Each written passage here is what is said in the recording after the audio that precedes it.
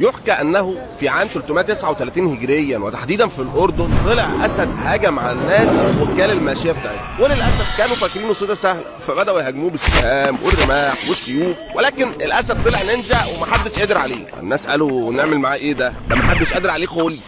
سمع بكلامهم مين؟ عمك الامير بدر بن عمار، قام قايل لهم والله ما حد قتله غيري. فرح له وهو عامل احتياطاته واخد سلاحه معاه، واول ما شافه قال لهم هو ده اللي محيركم؟ ده انا اربق بسيفي، واخد بالك؟ اربق بسيفي ان ازفره بدمه، والله ما انا ضربه غير بالكرباج. وراح نازل من على الفرس بتاعه ورمى السيف من ايده وخد الكرباج بتاعه من جنبه وقال له خدوا لي، وراح مديله واحده زربوه في دماغه فشفتها. فالمتنبي اول ما سمع القصه دي قال لك اللهم صل على النبي، ايه الجمدان ده؟ وقام ممسي عليه بقصيده شعر بيقول له فيها: امعفر الليث الهزبر بصوته لمن ادخرت الصارم المصقوله.